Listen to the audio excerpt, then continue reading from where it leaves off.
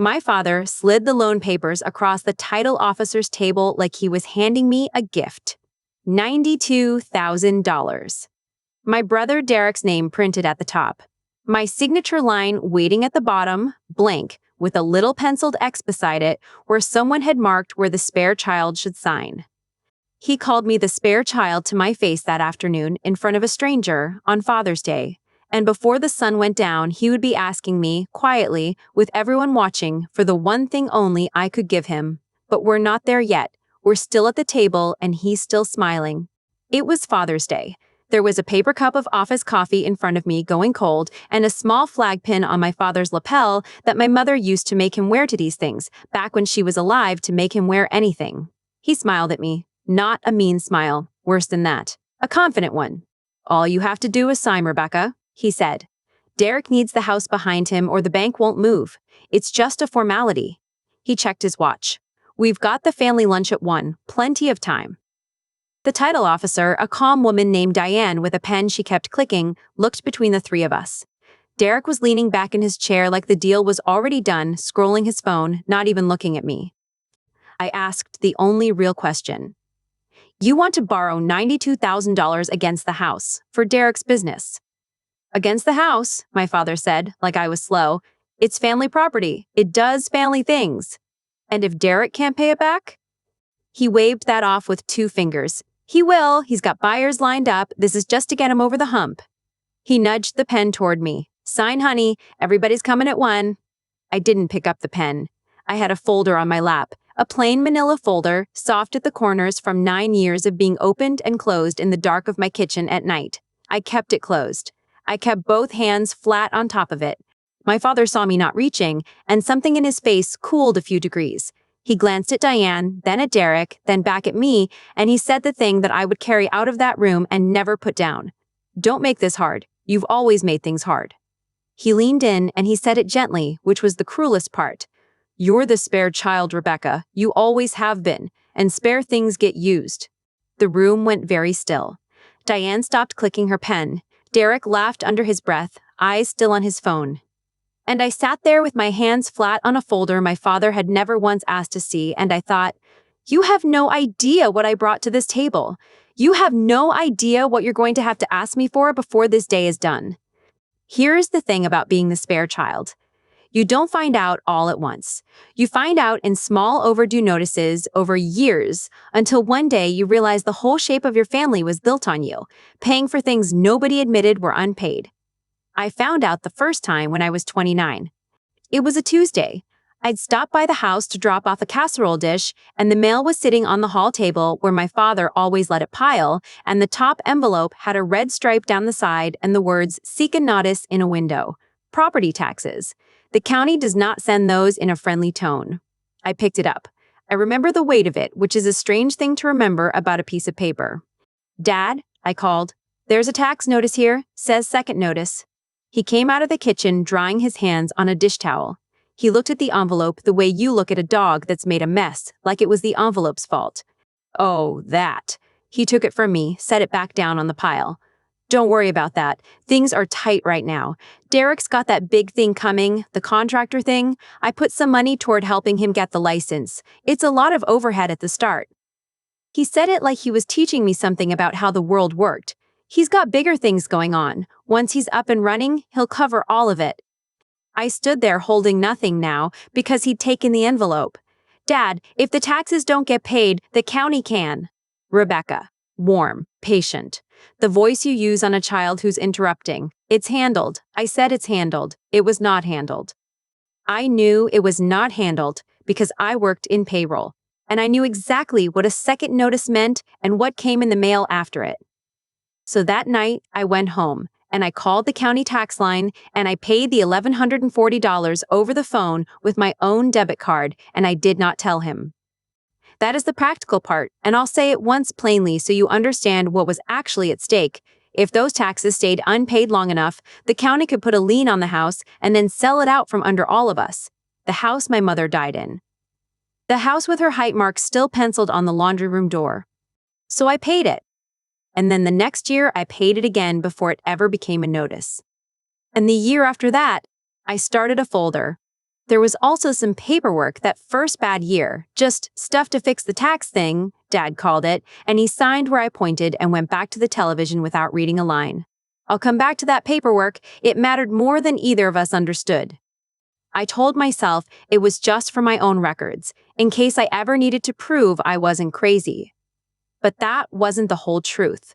The whole truth is that some quiet part of me, even at 29, knew there would someday be a room like the title office, a table like that table, a moment where my father would need something from me and would reach for it as if it had always been his.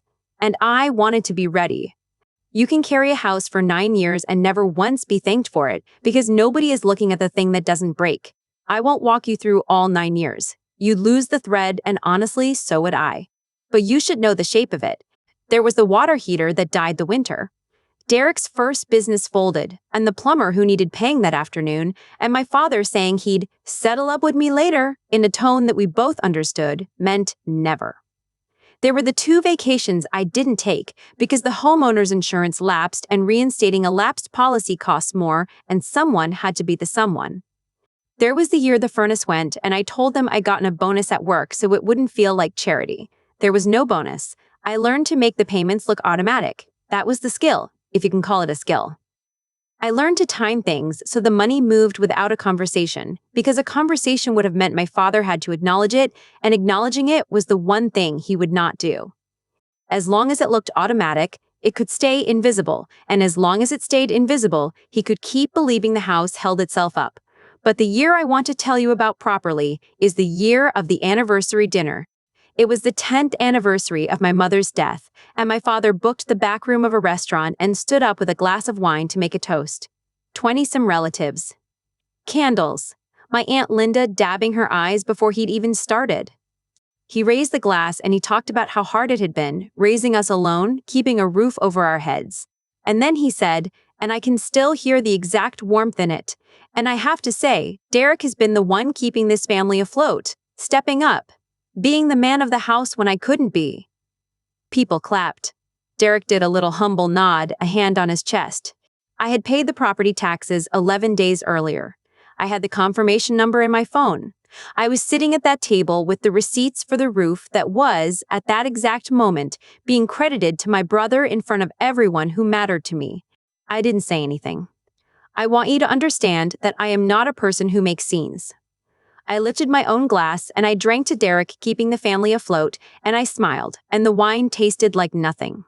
But I went home that night and I opened the folder and I added the dinner to it. Not a receipt, just a note, in my own handwriting, with the date. Because some part of me had stopped collecting paper for my records. Some part of me had started collecting it for a reckoning. Now you understand why I was so calm at that title table. I had been rehearsing it in my body for 9 years. My father was still waiting for me to pick up the pen. The longer I didn't, the more the room tilted, and he didn't like the tilt.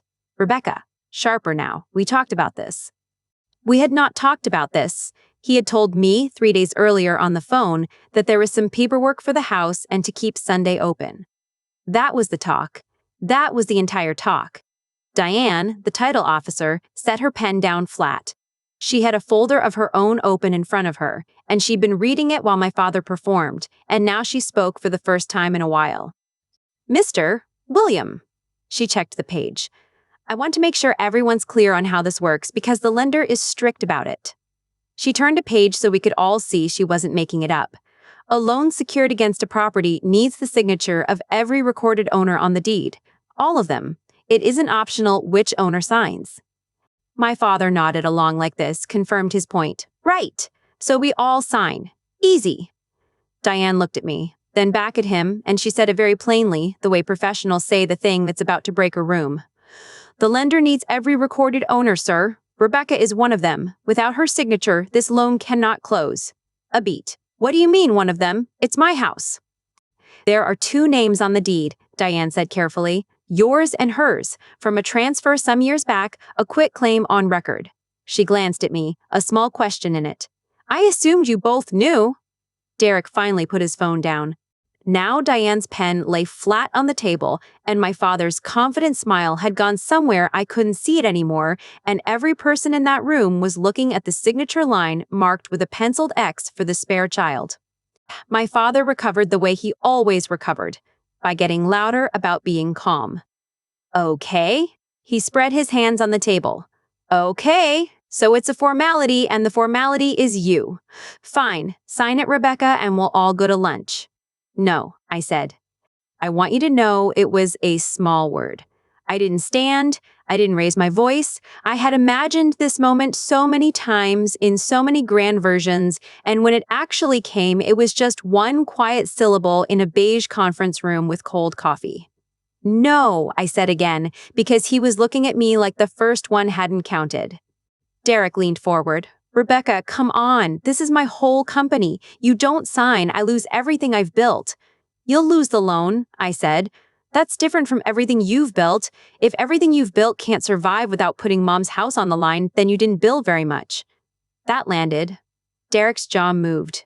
My father changed tactics. He softened. He reached across and put his hand near mine on the folder, not on it, near it, and he made his voice into the warm thing again. Sweetheart, your brother is in trouble, real trouble, and you're sitting here with the power to fix it and you're choosing not to. Think about how that looks. Think about what your mother would. Don't. I said it flat, and it stopped him. Don't use her. She's the reason there's a house to argue about. I'm the reason there's still one to borrow against. Diane was very still. Professional.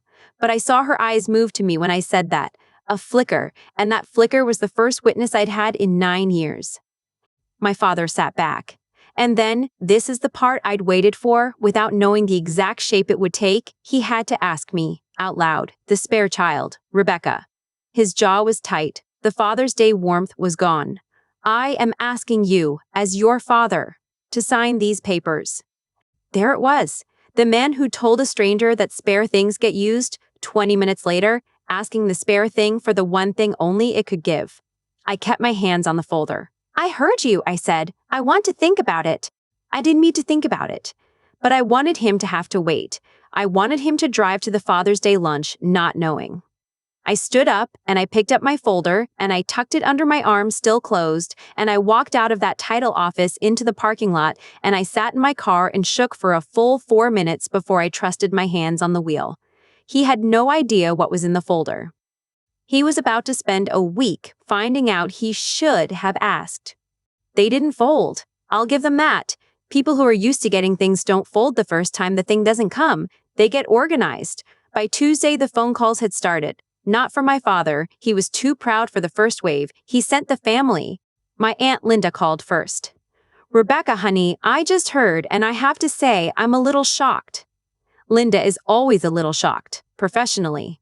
Your father is beside himself. Derek could lose the house, your family home, and you're the one holding it up? I'm the one holding it up, I agreed. She didn't catch the second meaning. They never did. Then it was my cousin. Then it was Derek's wife, crying, telling me the kids would have to change schools. Then it was a great uncle I hadn't spoken to in 6 years, calling to tell me that family helps family and that my mother would be ashamed. My mother again. They kept reaching for her like a tool. By Friday, they'd arranged the thing they do best, a gathering. Just lunch, my father said when he finally called. Just the family, clear the air. I knew what it was. It was a tribunal with sandwiches. I went. I want you to know I went on purpose, with the folder in my bag, because I had decided something in the parking lot that I hadn't decided in 9 years. I was done being invisible to keep the peace. The house was full. The good plates were out. And the second I walked in, I could feel the room had already been told the story, that I was the cruel one, the cold one, the daughter with the power to save her brother who was choosing, out of some old bitterness, to let him drown. Derek met me in the kitchen, and he wasn't scrolling his phone now. He was doing the other thing he does, the wounded thing. I don't know what I did to you, he said, loud enough to carry. Whatever it is, I'm sorry. But the kids, Rebecca, don't punish my kids. And my father, in the doorway, with the relatives arranged behind him like a choir, said it again. He thought it was his strongest card. He didn't know it was the rope. You see? He said to the room, gesturing at me. This is what she does. She makes herself the center of everything. She always has, even now. He looked at me, and the contempt came back into his face, easy as breathing. Even now, the spare child has to make the whole family beg, Linda murmured.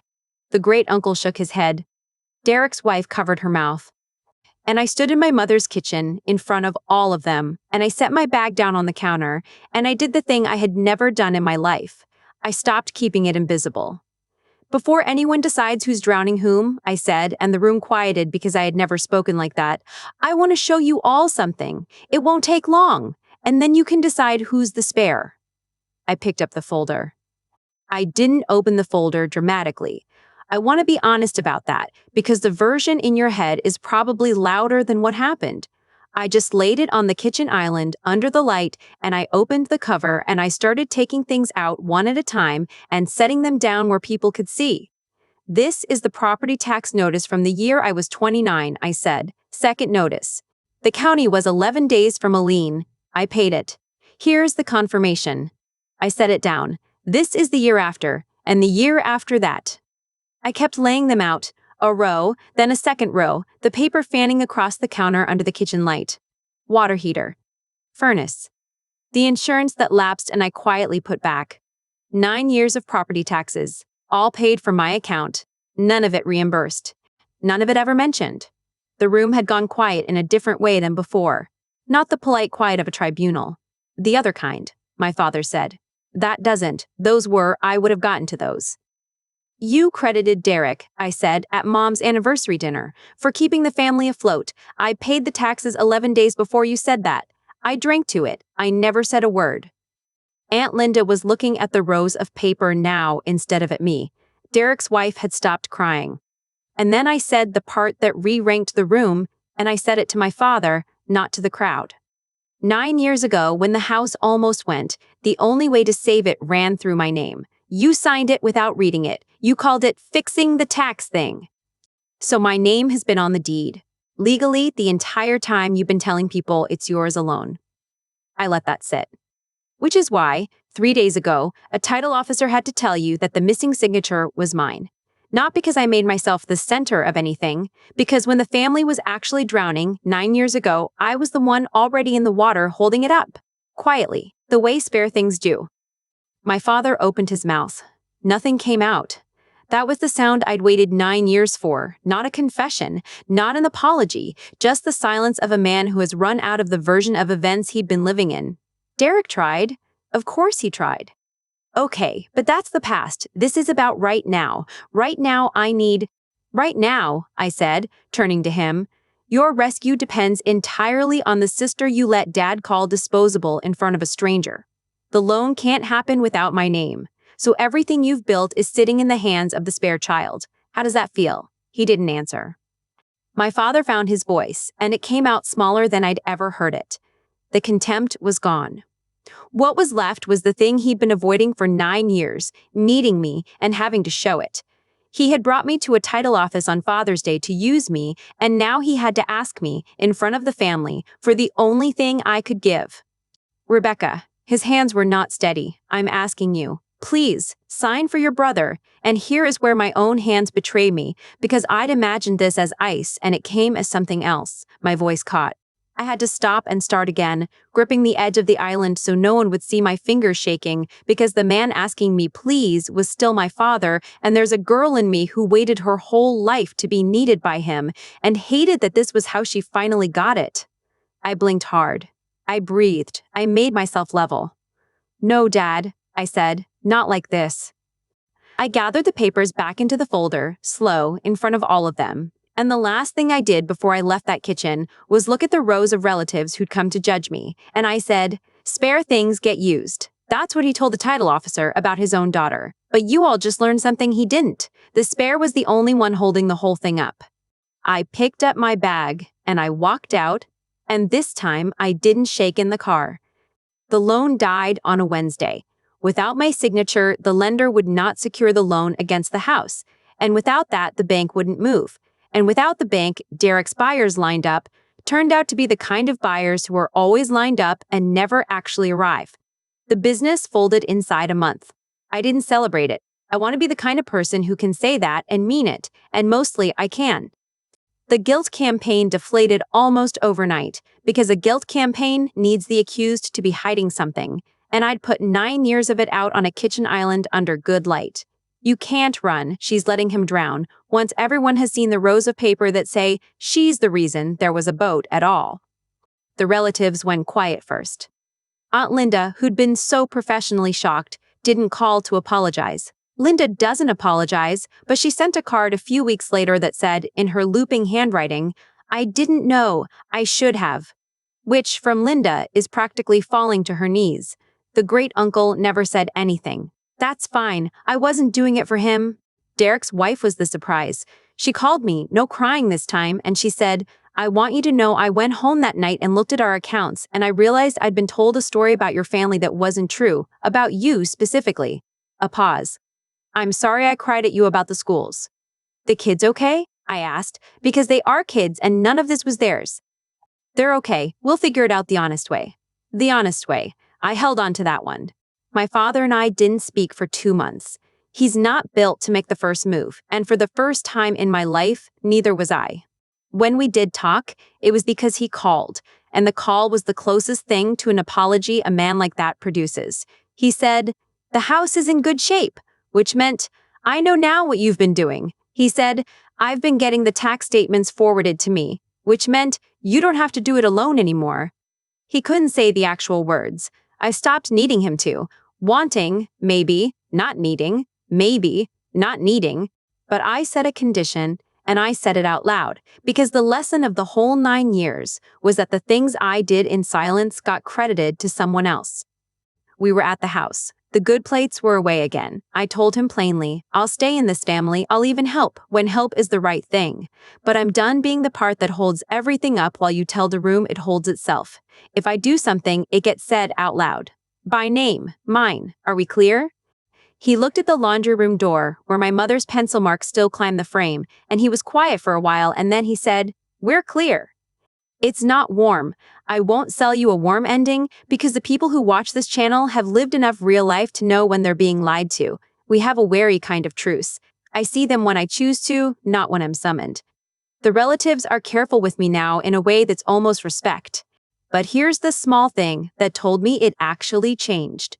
A few months later, the property tax statement came, and for the first time in 9 years it came addressed to both of us, his name and mine, side by side, on the same line. Spare things get used, that's what he believed.